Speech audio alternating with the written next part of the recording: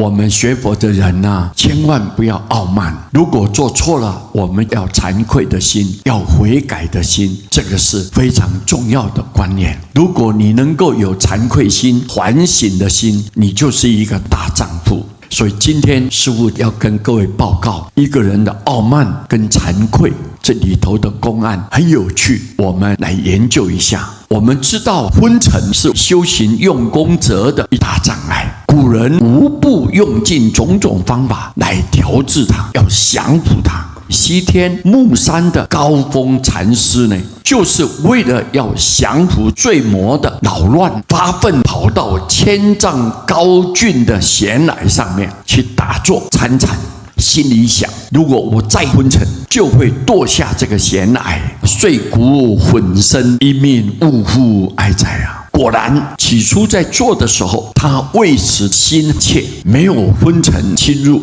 但是时间一久啊，睡魔又悄悄地光临了，结果跌下了深坑了。此时呢，知道自己此生已经完了啦，无复有再生的希望了。不料将要到山腰的时候，忽然觉得有人拖着他的身体，还没有下坠到崖下，他就问了：救我的人是谁呢？有一个声音就回答说：我护法韦陀。高峰禅师听了以后很高兴啊，就起了一个骄慢心，说：世间上像我这样精进用功的人还有多少人呢？结果韦陀菩萨听了以后，深深觉得这高峰禅师太傲慢了，就呵斥责备他说：世间上像你这样用功的人多如牛毛啊，何足为奇呢？你这个傲慢的比丘，我将500世不再护你的法了。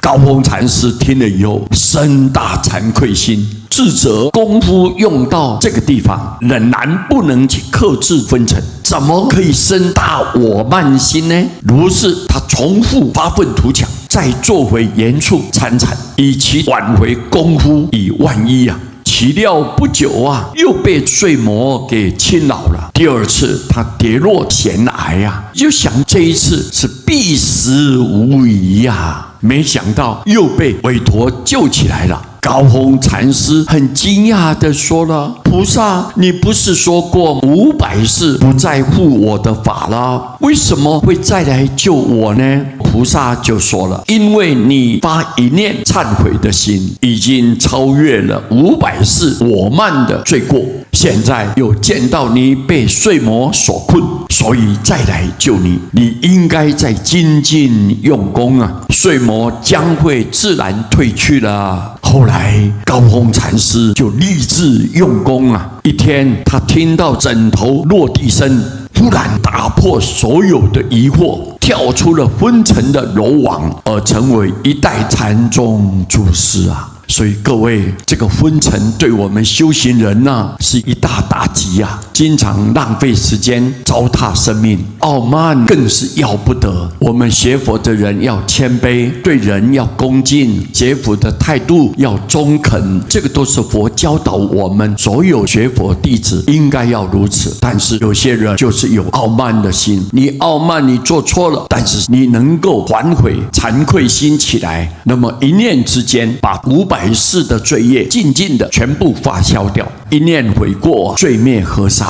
所以我们要随时随地检讨我们的内心世界，不能起骄慢心，要能够升起惭愧羞耻的心，不断勉励自己，好好的精进用功，那么日后必定有好的将来。尤其念佛更是应该要随时提醒自己，如果妄念重生，烦恼就不断了。所以一旦升起妄念，我们要知道说，我要念佛，我要念佛，随时提醒自己，勉励自己，那么你跟佛就心心相印，随时得到阿弥陀佛名号光明的救度，绝对能够往生西方，成就道业。感谢大家，阿弥陀佛。